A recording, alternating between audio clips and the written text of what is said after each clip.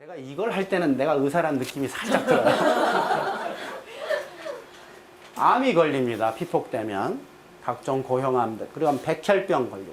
선천성 기형, 사산, 유산, 지능저하. 이건 지금 좀 선천성 병이에요. 불임도 마찬가지고 생식계통에 문제가 생깁니다. 그래서 자손이 끊겨요. 자손이 끊겨요. 기형은 요즘 잘 안 나와요. 왜냐하면 초음파로 미리 알죠.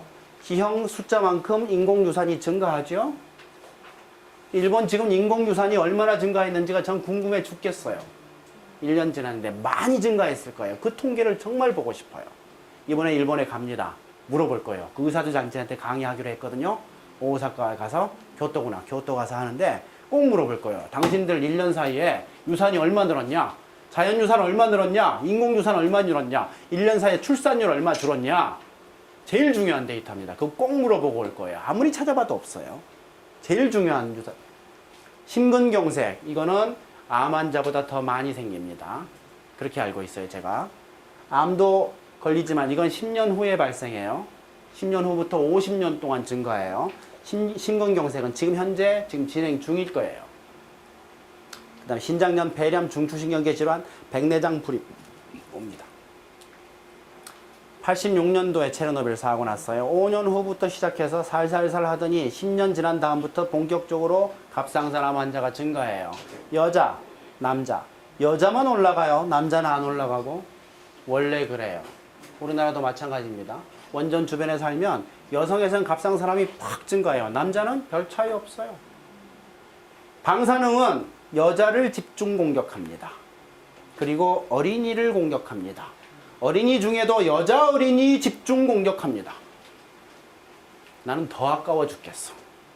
나는 아들도 있고 딸도 있지만 여자 어린이를 더 집중 공격해요. 그리고 태아를 공격합니다. 엄마, 어린이, 태아 이 생명현상의 중심축이에요. 남자는 사실 생물학적으로는 곁다리죠. 아시죠? 네. 중요한 존재예요. 물론 그렇지만 생물학적으로는 좀 쓸데없는 곁다리입니다. 남자들은 다 용서해주고 여자만 공격해. 어린이 공격해. 이거 지금 암이 이렇게 해서 이렇게 갈 것 같아요? 아니면 이렇게 갈 것 같아요? 아니면 이렇게 갈 것 같아요? 3번입니다. 제가 그걸 어떻게 알겠어요? 히로시마 때 피폭된 사람들이 있죠? 그 사람들 그래프 그대로 이동시키는 거하고 똑같아요. 50년 동안 증가해요. 이렇게 가요. 50년간 증가해요. 무서운 일입니다, 이거. 그리고 이 그래프가 이론적으로 좀 복잡한 그래프인데요. 사실 이 그래프 한 개만 알면 됩니다. 방사능과 암 발생에 관해서. 이거 보시면 방사능이 일으키는 질병이 많지만 다른 병에 대해서는 별로 연구가 많이 안 됐어요. 그렇지만 암에 대해서는 연구가 많이 됐습니다. 그래서 방사능 피폭하고 암 발생 사이에 그 관계를 보여주는 그래프예요. 그래서 이 그래프 하나만 알면 됩니다. 이게 뭐냐면 히로시마, 나가사키, 쓰리마일 이런 데서 전부 다 피폭된 사람들 수가요. 1000만 명이 넘어요. 전 세계적으로. 이 1000만 명이 넘는 피폭자들을 대상으로 해서 수십 년간 역학조사를 했어요. 그래서 나온 페이퍼들, 학술 보고서들, 논문들 수천 편이죠. 그거를 다 통계내서 한 개의 그래프로 집약시켜 놨어요. 그게 바로 이 그래프입니다. 그래서 요거만 알면 돼요. 이거는 미국의 과학 아카데미라는 데서 이 그래프를 만들었고요. 이 그래프를 WHO가 그대로 인정해요. 그리고 IAEA가 그대로 인정해요. 국제 원자력 기구가. 그리고 IAEA 산하기구로 있는 국제 방사선 방어학회 ICRP라는 데가 있어요. 핵산업계의 아주 중심축입니다. 핵마피아들의 아주 센터죠. 걔들도 이 그래프를 그대로 인정해요. 핵산업계도 그대로 인정하고 논란이 없어요. 의학적으로. 결론이 났어요. 날 수밖에 없죠. 수십 년이고 1000만 명이 넘는 사람들 대상으로 한 역학조사인데 바뀌겠어요? 안 바뀌어요. 이건 그냥 자연현상인 겁니다. 마치 논란이 있는 것처럼 얘기하는 자들이 있어요. 전부 거짓말이에요. 나쁜 놈들이에요. 논란 없어요. 결론 났어요. 그 결론 말씀드립니다. X축은 피폭량, Y축은 암 발생. 피폭량과 암 발생은 직선의 관계가 형성됩니다. 이게 결론이에요. 직선이에요. 비례해요. 그래서 피폭량이 많으면 암 발생이 많이 증가해. 피폭량이 적으면 적게 증가해. 피폭량이 적당하면 적당히 증가해. 피폭량이 극미량이면 극미량 증가해. 이게 결론이에요. 근데 이 그래프가 이렇게 직선이 높은 것도 있고 낮은 것도 있고 왜 그러냐? 이 기울기는 암에 따라 달라요. 같은 피폭량이더라도 암이 많이 발생하는 암이 있고요. 적게 발생하는 암이 있어요. 갑상선암, 유방암은 많이 발생해요. 그래서 이걸로 볼 수 있고 다른 암들은 이거보다 적게 발생합니다. 그래서 기울기가 암에 따라서 다를 뿐이지 모두 원점을 지나고 피폭량에 비례해서 발생합니다. 예외가 딱 하나 있는데 이렇게 굽어 있는 이 그래프 있죠? 이게 백혈병 그래프입니다. 백혈병은 직선이 아니고 약간 굽은 직선이 나오는데 이것도 역시 원점을 지나요. 그래서 피폭량이 많을수록 환자 수가 많이 늘어납니다. 이해되시죠? 그래서 백혈병을 포함해도 마찬가지입니다. 결론을 한번 따라해 주세요.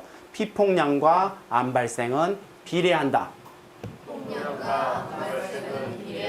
그게 의학적 결론이에요. 안 바뀝니다, 이건. 후쿠시마 데이터가 더해질 거예요. 그렇지만 이 그래프가 좀 더 정확해질 뿐일 겁니다. 안 바뀔 거예요. 이렇게 돼 있는데 정부는 이런 얘기를 많이 해요. 기존치 이하라서 안전하다. 많이 들어보셨죠? 이 말이 무슨 말인가 한번 보십시다. 이거 정말 사악한 말이에요. 기준치가 여기 있다 칩시다. 기준치 0이 아니죠, 항상. 무슨 숫자가 있죠? 기준치 여기라고 칩시다. 어때요, 여기? 안전해요? 암 발생 이만큼 증가하는데. 아니죠? 기준치 낮춥시다. 여기 안전해요? 어때요? 기준치 더 낮출까? 여기 안전해요? 어디가 안전해요? 원점. 여기만 안전해요. 암 발생이 증가하지 않는 이 자리, 바로 방사능이 없을 때만 안전해요. 그렇잖아요. 그래서 기준치, 이거는 마치 안전기준치인 것처럼 문장이 구성되어 있는데 그거 자체가 거짓말이에요. 기준치는 안전하고 전혀 상관없어요. 안전기준치는 얼마예요? 0이에요. 무슨 단위든지 간에 0이에요. 0만 안전해요. 불검출만 안전해요. 그게 바로 이 의학적 결론입니다. 그래서 기준치 이하라서 안전하다 이 말은 사실은 이 그래프를 얘기해 주고 있어요. X축에서 출발하는 이 그래프 보이시죠? 점으로 되어 있는 거. 이걸 보세요. 여기서부터 시작해서 이만큼은 방사능의 피폭이 되더라도 암 발생이 증가하지 않습니다. 쭉 안전해요. 그러다가 기준치를 딱 넘으면 이때부터 암 발생이 증가하기 시작해요. 이해되세요? 그래서 이 말은 이 그래프를 설명해 주는데 자연현상적으로 인체에서 이 그래프는 안 나와요. 없어요. 그러면 이 그래프는 어디서 나온 거냐? 세포 또는 유전자 이런 거 가지고 동물 이런 거 가지고 실험을 해서 만들어낸 그래프. 사람 데이터가 없어요. 그래서 이 그래프는 사이비 그래프입니다. 이론 이름도 있어요. 호메시스라고 합니다. 한번 해봅시다. 호메시스. 호메시스 이론. 이거 아주 고약한 이론입니다. 이게 뭐에 근거하냐면요. 원래 개념이 이렇답니다. 독성 물질이 있으면 충분한 양을 먹으면 독이 되지만 아주 적은 양을 먹으면 독의 반대 효과가 나온다는 거지. 이거 구석기 시대 때 있던, 원시 시대에 있던 그 미신이에요. 그 전통이 지금 남아있는 거야, 서양에. 예를 들어봅시다. 농약이 몸에 안 좋잖아요. 근데 농약을 아주 조금 먹으면 몸에 좋다는 거지.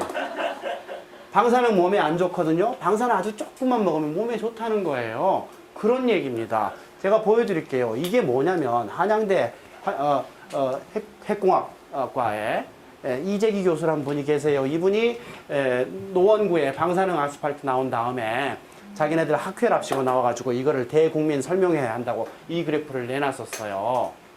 그 파일 그대로 받은 겁니다. 방사선의 피폭량이 되면 그러면 이쪽은 이득이고 이쪽은 해악인데 원래는 이렇게 생겼잖아요. 직선으로. 그런데 적은 양의 방사능은 이득이 있다는 거예요. 그리고 양이 많아지면 해악으로 간다. 이런 얘기예요.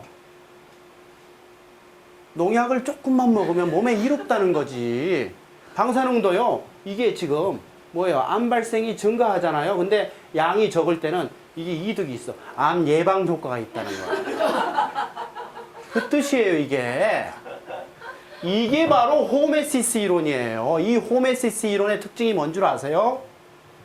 이거 보십시오. 호메시스 이론의 특징. 전설량에서는 암 발생이 증가하지 않고 오히려 암 발생을 억제해준다. 방사능을 조금 쬐면은 암 예방 효과가 있다는 거예요. 인체 데이터가 없어요. 주로 세포 수준의 연구 결과이고 미국 핵산업계가 막대한 돈을 지출해서 만든 거예요. 한국 같으면 한수원이 낸 돈 가지고 연구한 겁니다.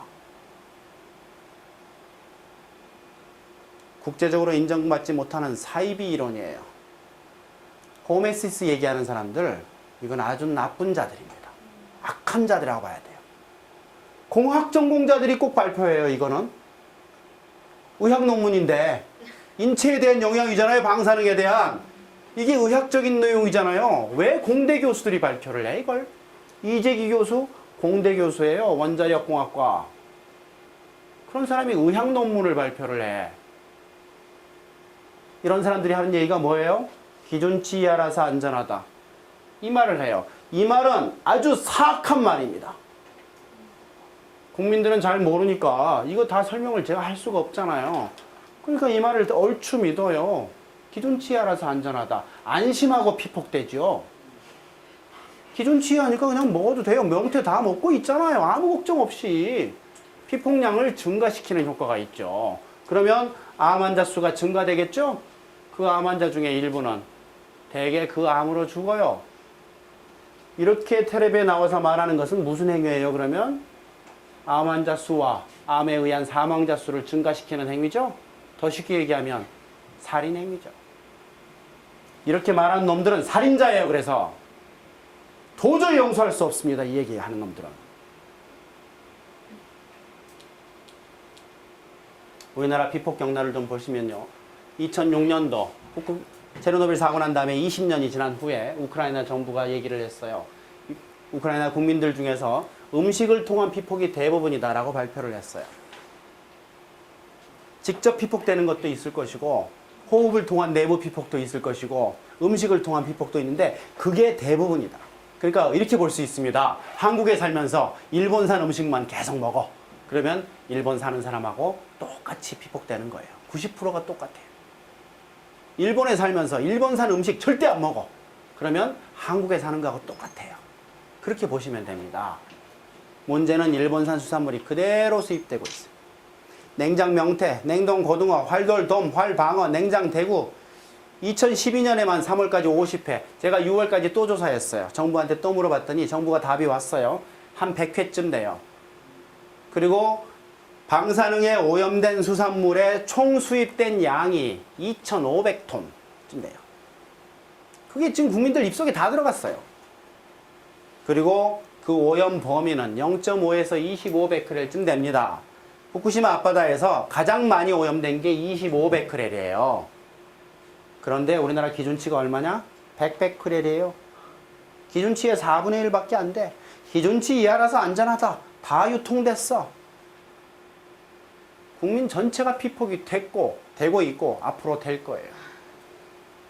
기준치 얘기를 조금만 더 할게요. 기준치에는요, 방사능 기준치는 일단 방사능 단위가 두 가지가 있습니다. 하나는 베크렐, 하나는 밀리시버트예요. 들어보셨을 겁니다. 베크렐은 방사능 물질의 단위예요. 그래서 1kg당 몇 베크렐이냐? 베크렐 per kg라는 게 단위입니다. 이 지금 커피인데 이 커피가 지금 방사능에 오염됐다 치면 이 커피 안에 들어있는 방사능 물질의 양이에요. 그 단위가 베크렐 per kg이에요.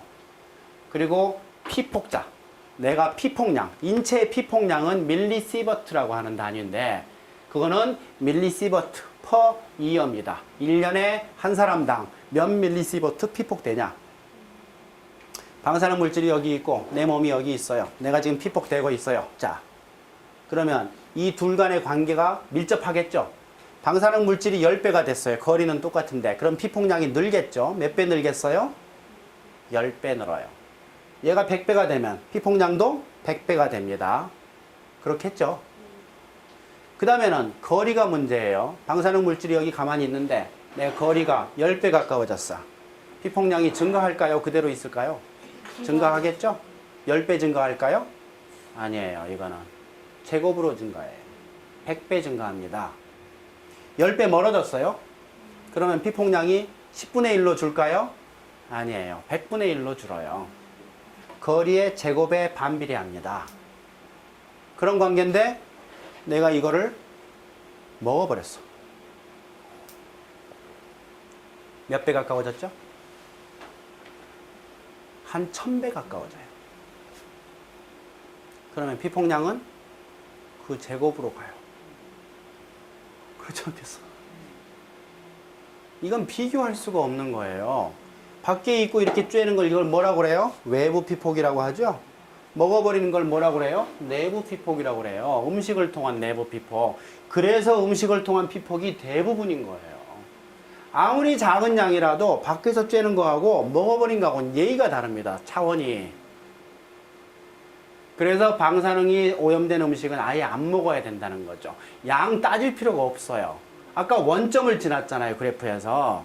극미량이면 극미량 증가해요. 적당량이면 적당량 증가해요. 그거 따질 필요가 없어요. 방사능이 있으면 안 먹으면 돼요. 가능하다면 지금 우리나라에서 냉장 명태 얘들만 지금 방사능에 오염이 돼 있단 말이에요. 딴 것들은 오염 안 돼 있어요. 제가 측정기를 사서 측정하는 거 아시죠? 예, 모금해서 여러분도 아마 모금 좀 하셨을 것 같은데 해보면 그렇게 나와요. 그래서 우리 주변에 있는 뭐 갈치, 조기, 이 서해안, 남해안, 우리 연안에서 나오는 것들 측정해보면 안 나와요. 0이에요. 불검출. 안전해요, 그거는. 일본산, 명태 내가 4번 쟀거든요. 4번 다 나왔어요. 우쩌란 말이야, 이걸. 명태 우리나라에서 안 잡힙니다. 생태는 모두 일본산이에요. 동태는 다 러시아산이에요. 러시아산, 이제 못 믿습니다. 일본에서 쿠류 해류인가 뭐 구로샤와 해류인가 뭐 있죠. 그래서 올라갔어요. 러시아까지 다 갔어요. 러시아산 끝났다고 봐야 됩니다. 이제는 작년에는 괜찮았지만 이제는 안 된다 이렇게 봐야 됩니다. 측정해보고 싶어 죽겠어요. 정밀 측정기 좀 샀으면 좋겠어요. 그래서 지금 모금을 했어요. 그래서 샀어요. 들어와요. 한 달 후에. 그때부터는 밤새서 잴 거야. 나 이거 재고 싶어서 얼마나 오랫동안 참았는 줄 알아요? 정밀 측정기가 없으니까 얼마나 소름 받은 줄 알아요? 제가 측정기를 또 모금을 해서 샀는데 이게 정밀한 게 아니에요. 그래서 이거 확인하기 위해서 정밀 측정기가 있는 정부기관에다가 하는데 처음에 한번 해주더라고. 그러더니 그걸 가지고 내가 강의도 하고 문제 일으키잖아요. 다음부터는 이 핑계 저 핑계 대고 안 재줘요. 다양하더라고 안 재주는 게. 그래서 포기했습니다. 그래서 지금 사죠. 다음 달에 들어옵니다. 들어오기만 하면 나는 그 다음부터는 강의 그만두고 밤새도록 잴 거예요. 재고 싶은 게 지금 쌓여 있어요. 동해바닷물부터 시작해서 다 재버릴 거예요. 기준치 보십시오. 지금 기준치가요. 이 100베크렐로 돼 있죠. 원래 한국하고 일본이 먹을 거에서는 370베크렐 킬로그램당 이런 기준치가 있었습니다. 근데 후쿠시마 핵사고 난 다음에 이 기준치를 일본 정부가 500으로 올렸어요. 그 다음에 어떤 일이 일어났냐. 500베크렐 이상 되는 음식 유통 금지. 499까지는 유통시켰어요. 기준치에 알아서 안전하다면서. 501은 위험하고 499는 안전한 거예요. 일본은. 그렇게 1년을 했는데 1년 지나 보니까 500 넘는 게 거의 없네. 그래서 일본 정부가 기준치를 낮췄어요. 하루아침에 100으로 5분의 1로 낮췄어요. 또 어제까지 안전하던 400베크렐이 오늘은 기준치의 4배가 된 거지. 그게 안전 기준치예요? 이 기준치는 안전하고 전혀 상관없어요. 지금 100베크렐을 낮췄죠? 100베크렐까지 안전하다는 증거가, 의학적 증거가 전혀 없어요. 논문 한 편도 불가능합니다. 아셨어요? 그래서 기준치, 마치 안전과 관련이 있고 의학적 근거가 있는 것처럼 얘기하죠? 다 거짓말이에요. 아무 상관없어요. 그 기준치 의사가 정해요? 아니에요. 한수원 직원하고 공무원하고 몇 사람이 정하는 거예요. 핵산업계가 정하는 겁니다. 기준치. 안전하고 전혀 상관없어요. 의학적 그 근거 전혀 없어요. 전무 한 편의 논문도 없어요. 그걸 보셔야 됩니다. 한국은 더 재밌는 게 지금 370베크렐이죠. 그런데 사고 난 일본이 100이네. 우린 사고 안 났는데 370이네. 어떻게 된 거예요? 그래서 일본이 100으로 낮춘 날 우리도 같이 100으로 낮췄어요.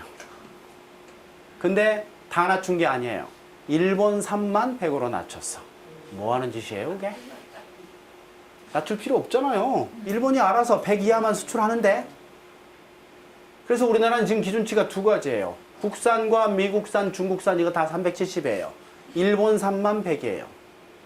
그게 안전하고 관련 있어요? 국산은 370까지 안전하고 일본산은 100까지 안전해요? 말이 안 되는 소리죠. 그러면서도 무슨 기준치에 알아서 안전하다? 마치 안전과 관련된 것처럼 기준치가 자기네들이 마음대로 정한 기준치인데, 그리고 그 기준치는 나라마다 다 달라요. 나라마다 다 달라요. 우리나라는 두 개 있잖아. 일본산하고 국산이 다 다르잖아. 그게 무슨 인체에 근거가 있는, 의학적 근거가 있는 거예요. 웃기는 얘기입니다. 전혀 안전과 관련이 없다. 그리고 그 기준치는, 안전 기준치는 0이다. 숫자가 있으면 무조건 그만큼 비례해서 암 발생이 증가한다. 그렇게 하셔야 됩니다.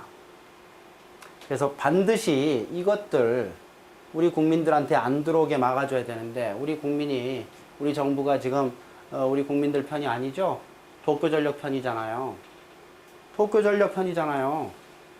세금을 도쿄전력이 한국 정부에게 내고 있는 듯하게 행동해요. 우리나라 헌법 1조가 그렇다면서요. 모든 권력은 국민으로부터 나온다. 그거 바꾸고 싶어요. 대한민국의 모든 권력은 도쿄전력에서 나온다. 이렇게 바꾸고 싶어요. 이 기준치 100, 370 누구를 위해서 정한 거예요?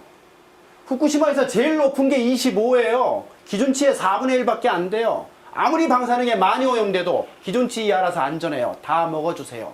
이렇게 하고 있어요. 왜 우리 국민을 편을 들지 않을까요? 정부가. 정부는 지금 가해자의 편에 들고 있어요. 왜 그럴까요?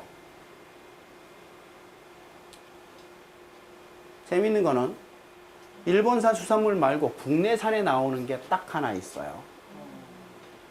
표고버섯이. 표고버섯. 표고버섯이란 말을 내가 안 써놨네. 표고버섯. 모든 버섯이 다 그런 거 아니에요. 표고버섯만. 여러 가지 재봤는데 다른 건 안 나와요. 표고버섯만 나왔어요. 다 재보진 않았습니다. 그렇지만 제가 재본 몇 가지가 있는데 하여튼 표고버섯만 나와요. 이상하다. 그래서 또 재봤어요. 또 나와요. 그래서 북한산을 사서 재봤어요. 또 나와요. 이야, 이거 웃긴다. 그러고 난 다음에 문헌을 봤더니 체르노빌 사고 때도 이상한 버섯이 하나 있는데, 그게 세슘이 쫙 올라가는 버섯이 있어요. 세슘을 아주 잘 빨아들이는 놈이죠. 표고버섯이 그래요. 그럼 표고버섯은 앞으로 먹으면 안 돼요. 얼마 동안? 영원히. 일본산 생선은 300년만 안 먹으면 돼요. 그 다음에 먹을 수 있어요. 물론 그 사이에 살사고 안 나야 되지만, 표고버섯은 아니에요. 빨아들인 놈이라서 영원히 안 돼요. 그래서 유언장에 써놓으세요. 내 후손들은 표고버섯은 끝까지 먹지 말아라. 그리고 일본산 수산물은 300년간 먹지 말아라. 2300년부터 먹을 수 있다. 이렇게 해놓으시면 돼요.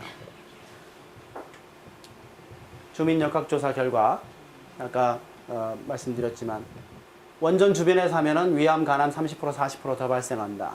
여자에서 유방암 50%, 갑상선암 150% 더 발생한다. 라는 사실이 입증이 됐고, 이게 학회에서 공식적으로 발표가 됐어요. 근데 이 결과는 굉장히 희석된 결과예요. 이게 지금 한수원에서 돈을 내고 정부를 통해서 연구자들한테 가서 100억이 넘는 연구비를 썼고 20년 동안 조사를 한 거예요. 그러면 굉장히 좋은 데이터를 낼 수 있었는데 많은 문제들이 있었습니다. 그래서 이렇게 조금밖에 안 높은 거예요. 무슨 문제가 있었냐면, 일단 방사능은 어릴수록 더 민감합니다.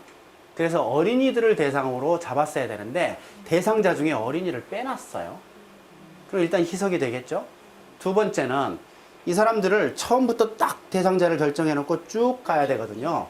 그게 아니에요. 가다가 다른 대상자를 또 집어넣고 가다가 또 집어넣고 한 거예요. 그러니까 희석이 또 됐겠죠. 그 다음에 세 번째는 또 중간에 집어넣는 이 사람들이 다 암에 안 걸렸던 사람만 집어넣은 거예요.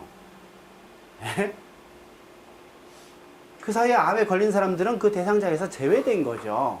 그래서 굉장히 이 효과가 희석이 될 수밖에 없는 그런 방법으로 지금 실험이 된 건데, 그럼에도 불구하고 이런 결과가 나온 겁니다. 그래서 제대로 조사를 하면 몇 배 높을 거예요. 거의 모든 암에서. 제가 그 동네에 있는 분들하고 친할 수밖에 없잖아요. 그래서 이제 같이 뭘 해보면 거기 대책위원회 위원장 하는 사람은 모두 암에 걸려. 모두. 그렇게 흔하지는 않거든요. 암이 많긴 하지만 확률이 그렇게 높진 않아요. 어느 동네 가면 아줌마들이 70%가 다 갑상선 암이야. 안 걸린 사람이 더 적어. 그게 지금 다 역학조사에서 나오면 훨씬 크게 나올 거예요. 근데 이 데이터 정부가 갖고 있는데 암 등록 자료 그거만 주면 되는데 안 주네. 그거만 주면 우리 역학 전공하는 교수들 바글바글 하거든요. 딱 던져주면 그냥 한 달 내로 쫙 분석해서 나오는데 안 줘요. 탈핵 대통령이 되면 줄 겁니다. 그러면 이 조사 제대로 할 수 있어요. 제대로 할 수 있어요. 일본의 사망 소식. 심장마비가 많아졌어요. 지난 몇 개월 동안 장례식 수가 당년 동기간에 비해 2배예요. 장례식이 2배야? 뭐예요? 사망자 수가 2개가 된 거죠. 심장병으로 죽고 있습니다. 병원에서 쪼이는 방사능 안전할까요? 의사가 쪼여주는 건 안전하겠지. 아니에요. 똑같은 방사능이에요. 양을 보십시오. 1mS가 기준치예요. 피폭량 기준치가. 그래서 허리 엑스센 사진 한 장 찍으면 1년치. 가슴 엑스센 한 장 찍으면 이거는 50장 찍으면 1년치예요. 이런 정도는 그냥 찍어도 됩니다. 아무 증상 없이도. 그렇게 생각하시면 돼요. 근데 바륨 이용한 대장, CT 이런 건 10년치, 8년치 이렇게 가요. 스펙트 이런 건 20년치 이렇게 돼요. 이런 거는 양이 굉장히 많은 겁니다. 지금 전 세계적으로 통계를 보면 병원에서 찍는 방사능 양이 한국과 일본이 거의 탑이에요. 피폭량이 굉장히 많습니다. CT를 굉장히 많이 찍어요. MRI는 방사능 아니에요. 초음파 방사능 아닙니다. 그러니까 혹시 병원에 가서 CT 찍읍시다 하고 의사가 얘기하면 한번 물어보세요. 혹시 이거 MRI로 바꿀 수 없어요? 혹은 CT 찍읍시다 하면 그거 피폭량이 얼마예요? 물어보시라고. 꼭 필요할 때는 찍어야 됩니다. 그렇지만 우리나라 안 찍어도 될 때 많이 찍어요. 지금 큰 문제입니다. 특히 아무 증상 없는데 건강검진 한다고 찍는 거 이거 아주 바보 같은 짓이에요. 요즘은 이 위험성을 모르고 효도한다면서 아무 증상 없는 부모님을 모시고 와서 홀바디 스캔을 해. 머리부터 발끝까지 CT로 다 찍어. 뭘 보겠다는 거야. 엄청난 양이에요. 그거. 절대 하면 안 돼요. 아주 불효하는 겁니다. 돈 많이 들여서. 절대 하면 안 돼요. 수술하기 전에 아니면 꼭 이유가 있을 때 그때는 찍어야 돼요. 그렇지만 아무 이유 없이 찍는 거 이거 정말 조심해야 된다. 결론 갑니다. 국민의 피폭을 막아야 된다. 학교 급식에 일본산 수산물 들어오면 안 됩니다. 지금 대부분 안 하고 있다고 합디다. 근데 거기에 표고버섯을 더해야 돼요. 두 번째, 헥사곤은 나라가 망하는 길이다. 땅이 좁을수록 빨리 망한다. 우리나라는 뭐 해야 된다? 탈핵.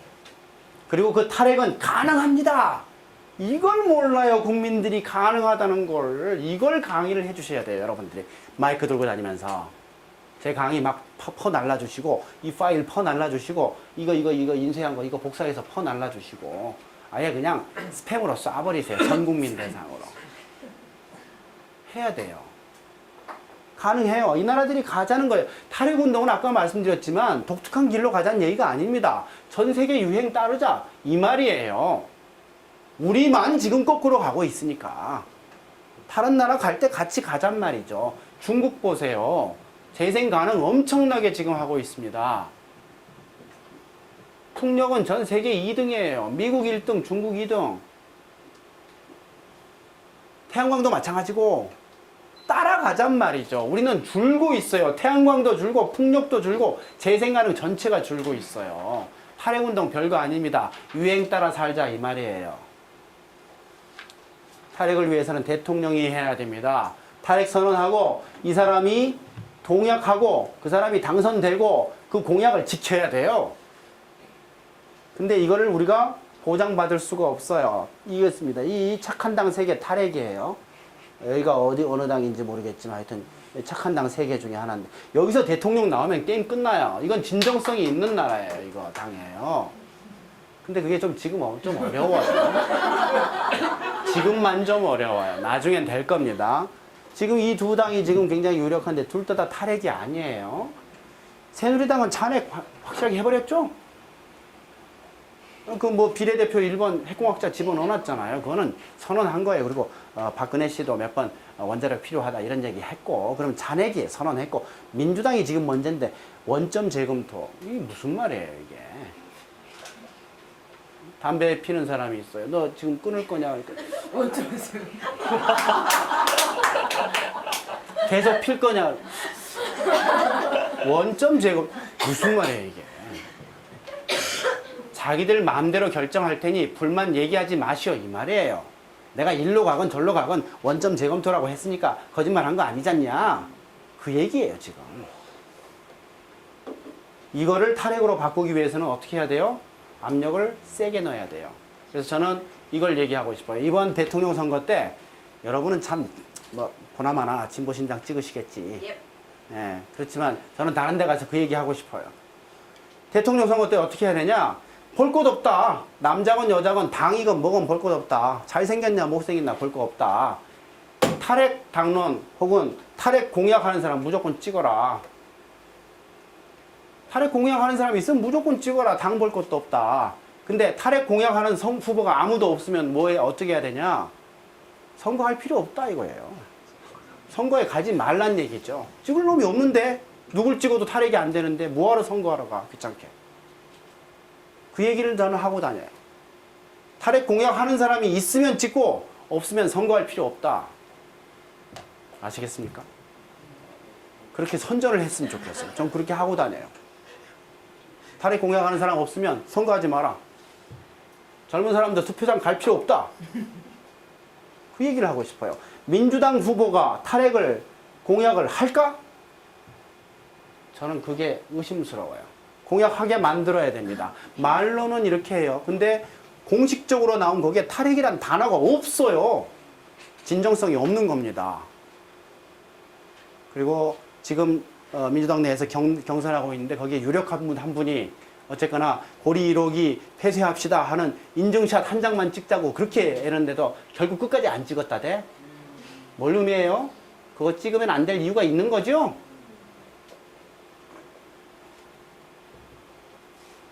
어떻게 해야 될지 모르겠어요. 저는 그래서 사실 사회운동 4년밖에 안 됩니다. 여러분 경력 좀 되시죠? 예, 이 상황에서 어떻게 해야 대통령을 탈핵 대통령 만들 수 있을지 연구 좀 해주십시오. 저는 모르겠어요. 어떻게 해야 될지. 진짜 모르겠어요. 꼭 좀 부탁드립니다. 예, 이걸로 강의 마치겠습니다. 예, 고맙습니다.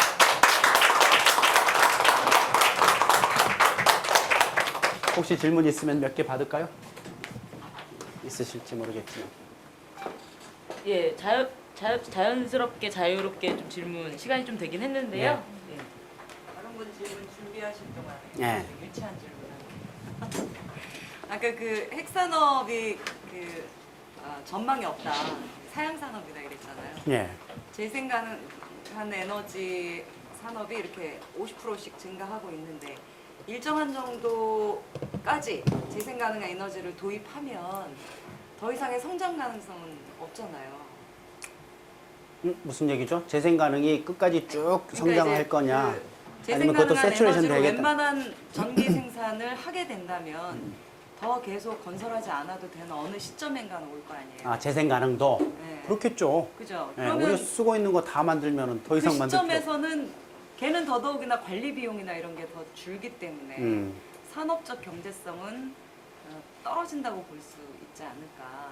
그러면 이제 그것까지는 자본 제가 잘 입장에서 모르겠는데요. 일단 고용 효과에 대해서는 확실하게 답이 나와 있어요. 독일의 경험이 있거든요.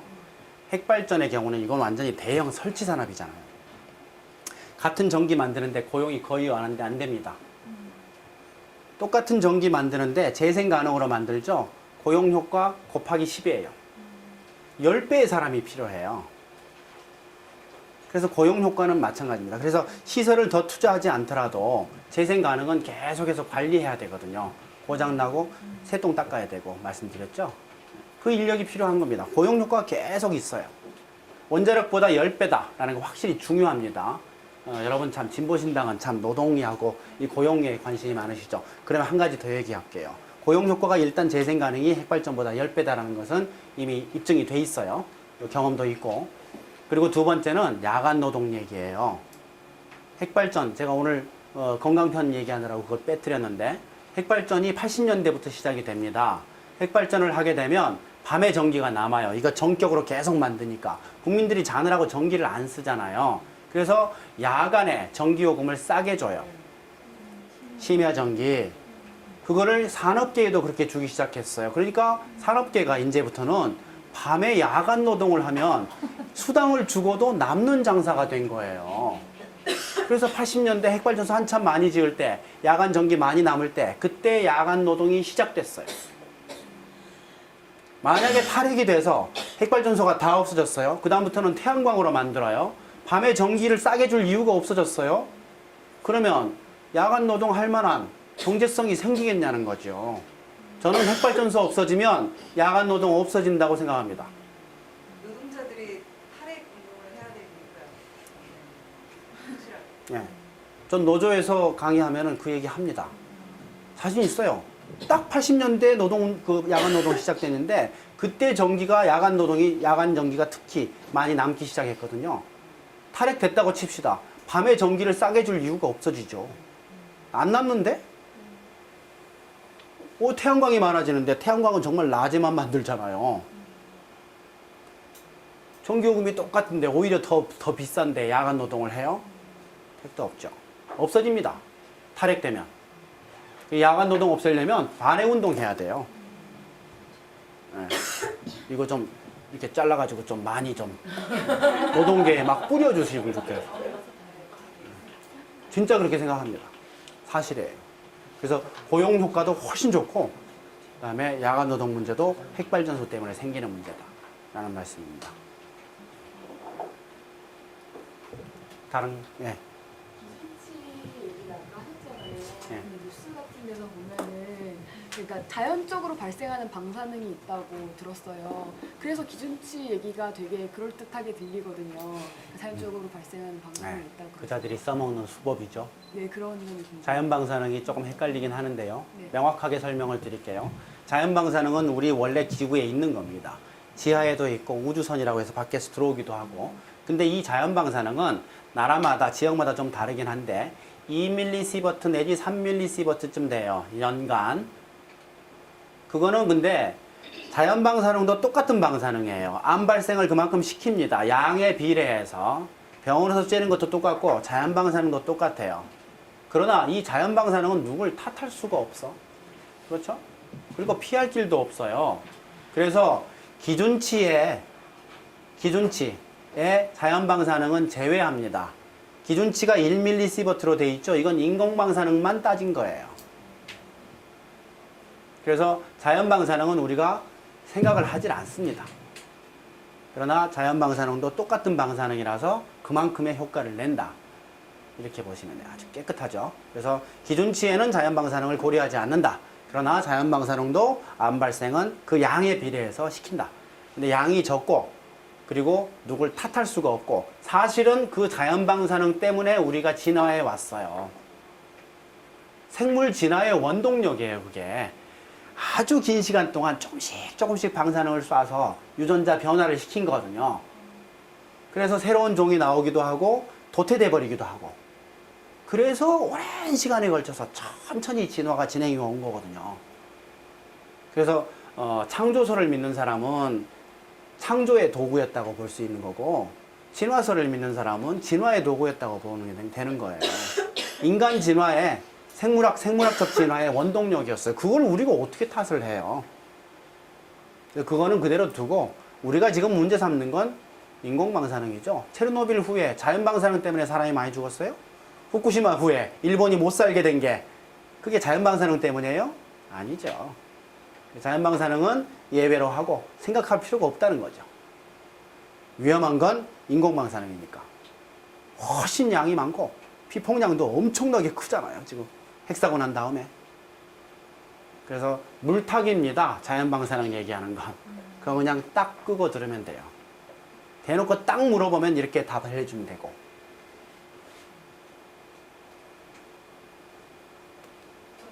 예, 또 하십시오. 예. 다 풉시다, 오늘. 예. 뭐지 태양열광 그 판 같은 경우에도 다 사용하고 나서 폐기하는데 되게 환경을 심각하게 오염시킨다고 들었고 풍력발전소 같은 경우에도 되게 그 하나 짓는데 환경 파괴가 심하다고 들었는데 그 부분에 대해서 조금 설명을 해주세요. 그거는 뭐 판단하기 나름이겠죠. 전혀 피해가 없냐. 이게 저울질 해보면 되는데요. 나오는 전기양에 비해서 얼마나 위험을 또는 얼마나 그 환경 오염을 시키냐. 해보면 되는데 핵발전소하고 비교가 될까요? 예, 핵발전소는 고장 없이도 평소에 계속 방사능을 밖으로 내거든요. 주변 사람들을 죽이고 있고 암을 발생시키고 태양광 판넬이 그렇게 하고 있나요? 고장도 없이 옆세 사람들을 암 발생을 시키고 그러나요? 아니죠. 그리고 그게 재활용이 될 거냐 말 거냐 이런 문제들은 어차피 기술적으로 해결해야 될 문제이긴 하지만 그래서 환경 파괴가 어느 쪽이 적냐 말할 것도 없는 겁니다. 태양광 풍력 이게 이산화탄소 안 만든다라는 거 뭐 적게 만든다는 거 뻔한 거고 방사능도 안 만들고 위험하지도 않고 비교할 수가 없는 거죠. 그래서 그것도 역시 저쪽에서 이렇게 할 말 없으니까 조금씩 이렇게 그런 식으로 디펜스를 하느라고 만든 논리인 것 같은데 그건 뭐 별로 그럴듯하지가 않습니다. 그 생태랑 탈성장을 같이 얘기하지 않으면 탈핵을 얘기하는 게 이렇게 논의하지 않을까? 당연합니다. 당연합니다. 지금 탈핵을 결정하고 그대로 지금 그 프로그램대로 가고 있는 나라들의 특성은 핵발전소 조금씩 줄인다라는 거, 그 다음에 재생 가능 조금씩 늘린다라는 거, 그 다음에 세 번째는 에너지 소비 전체가 줄고 있어요. 전기도 줄고 에너지 전체를 매년 날이 갈수록 적게 써요. 생산량은 그대로이면서 에너지를 점점 적게 써요. 건축 제대로 하고 단열 제대로 하고 뭐 이런 방식으로 또 에너지 효율화 높이고 이런 방식을 통해서 전체 에너지 중에서 낭비되는 에너지를 줄입니다. 국가 전체의 에너지가 매년 갈수록 줍니다. 에너지 소비가. 모든 나라가 다 그래요. 탈핵으로 가려면 반드시 필요한 과정입니다. 그래서 탈성장, 그것까지는 저는 잘 모르겠지만 적어도 에너지는 적게 써요. 점점 날이 갈수록. 그건 반드시 필요한 과정인 것 같아요. 탈핵 과정에서. 어쨌든 유럽이라든가 그 유럽의 이제 대표적인 탈원전을 선언하고 줄여가고 있는 나라들 그런 나라와 다른 길을 거꾸로 걷고 있는 한국에 그들도 이제 핵산업이 있는 거고 주요하게 이제 성장 동력이 있을 것이고 그런 걸 거 아니에요. 경제의 중심 역할을 할 텐데 한국의 이런 이 견고한 핵산업 차이가 어떤 거라고 보세요? 똑같을 것 같아요. 저는 똑같다고 생각해요. 독일에 이번에 갔다 오면서 거기에 그 킨스하고 비슷한 조직에 가서 강의도 듣고 이렇게 한번 해보고 그 다음에 시민단체들 하는 데 가서 이렇게 해보고 하는데 탈핵 결정했잖아요. 똑같아요. 시민단체들은 돈이 없어요. 그래서 조그마한 데서 거기서 막 측정하고 막 이렇게 하고 있어요. 그리고 킨스하고 같은 조직이 있거든요. 원자력 안전기술원하고 똑같은 건데 뮌헨에 있는 그 사무실에 갔는데 거기는 뭐 떡하니 건물 해놓고 에어컨 빵빵하게 틀어놓고 봉급도 많이 받을 것처럼 생긴 사람들이 딱 이렇게 넥타이 메고 앉아가지고 거짓말해요. 지금도 안전하다고. 그리고 핵산업계의 부활을 계속 꿈꾸고 있죠. 똑같습니다. 근데 국민들이 어쨌거나 탈핵 세력이 정권을 잡고 그걸 지금 진행해가고 있는 중이고 걔들은 끝까지 저항할 겁니다. 끝까지 저항할 겁니다. 그러니까 국민들의 힘이 얼만큼 세냐 이 차이일 뿐이지 그 지금 하고 있는 건 똑같아요. 탈핵 결정해도 이게 서로 뒤집어지는 게 아닙니다. 나는 정말 밉더라고요. 똑같은 거짓말이에요. 방사능 안전하다 뭐 그런 얘기하고 그 원자력 꼭 필요하다는 식으로 이렇게 그런 얘기를 계속 하고 있더라고 그 사람들. 나 같으면 그냥 쳐버리고 싶던데 필요 없잖아요. 그 기관 전체를 그냥 문 닫아버리고 싶은데 그렇게 안 하고 참을성 있게 이렇게 하고 있더라고요. 정말 훌륭합니다.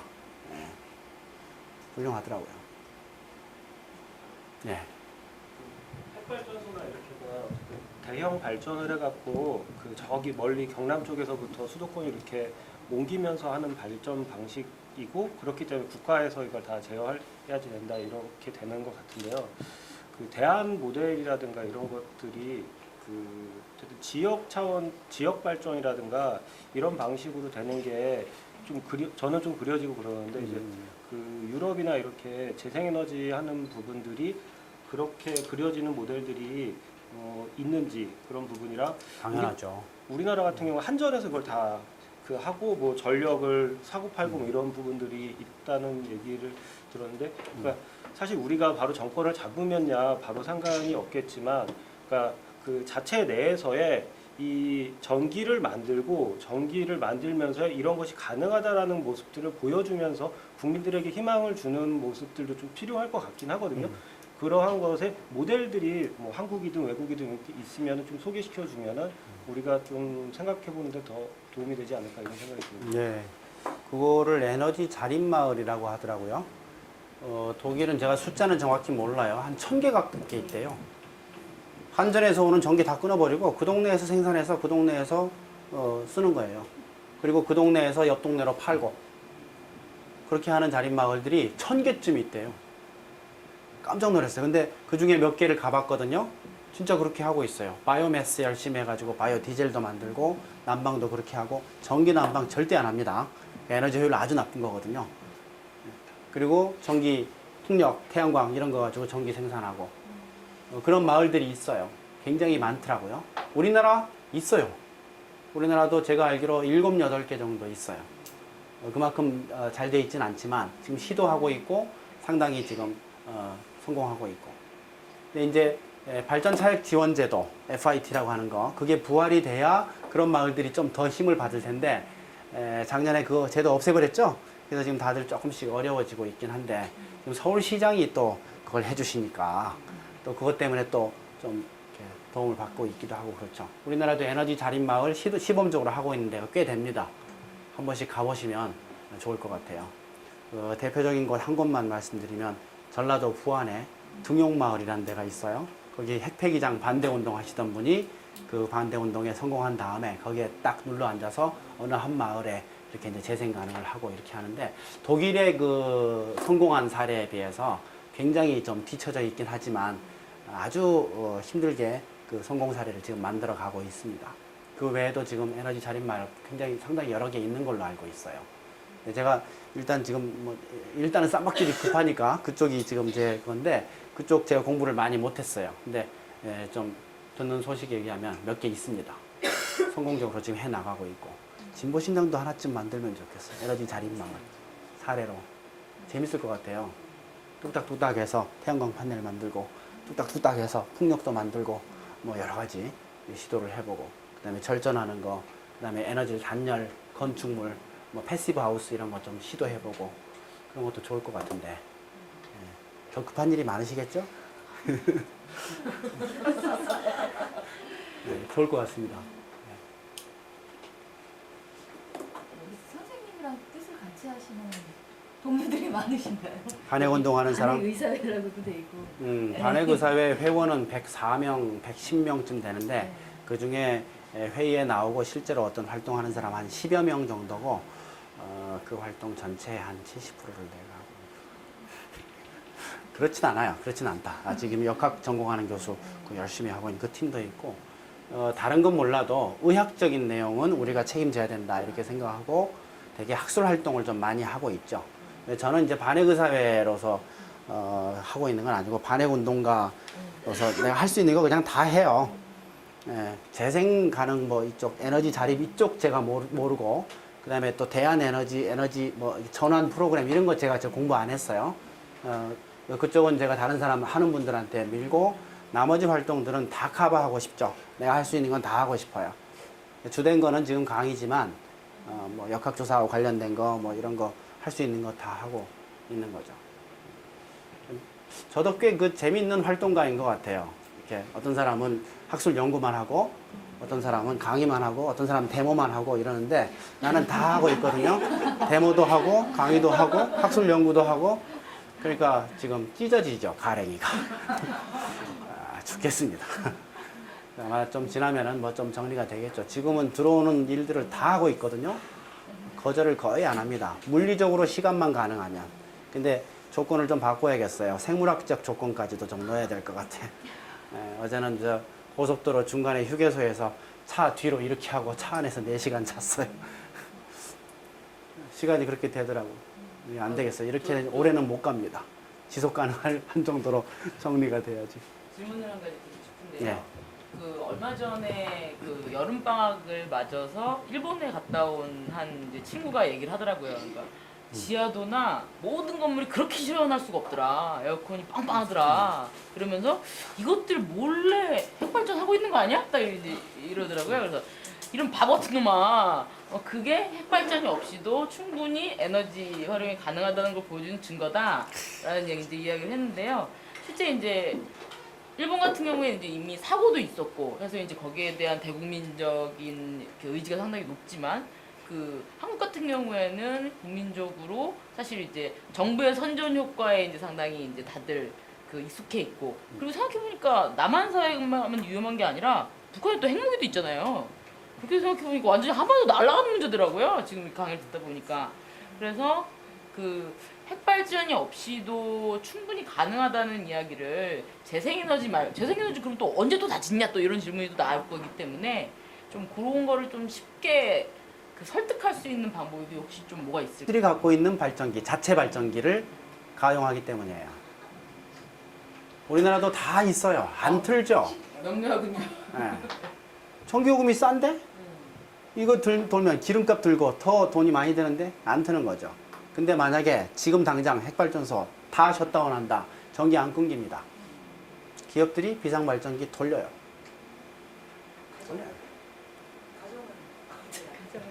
보세요. 핵발전소 30%밖에 안 되잖아요. 화력이 70%잖아요.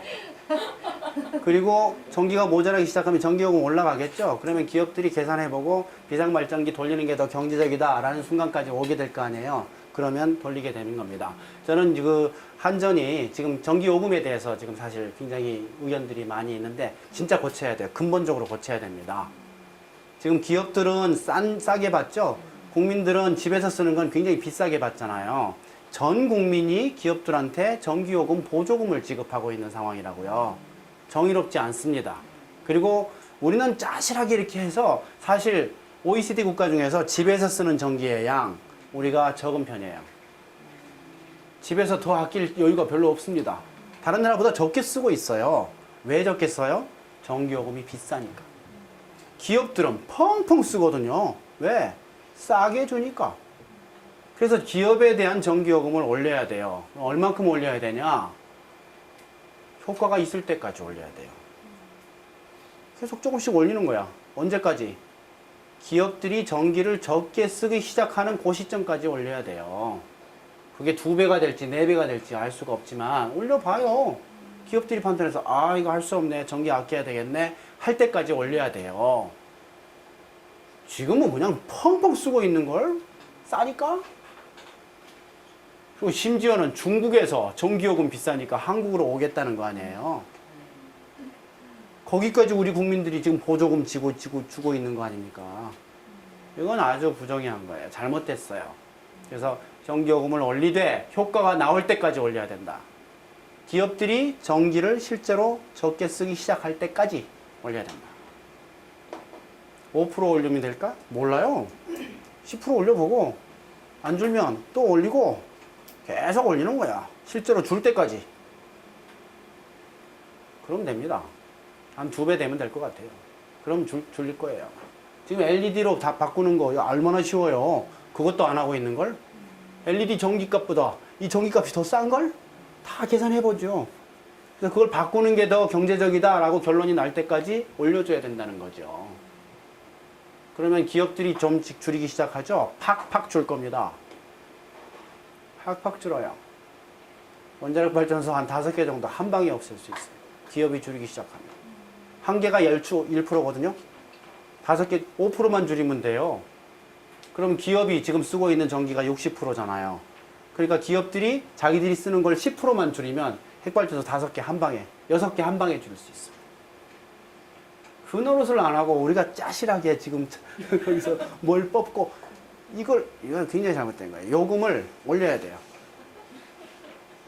이거 올려야 돼요. 쉬워요. 언제까지 올리냐? 줄일 때까지. 아주 쉬워요. 네. 이제 그 정도 할까요? 네. 예, 시간이 많이 늦었는데요. 우리 고생하신 주희준 교수님께 박수 치면서 마치도록 하겠습니다.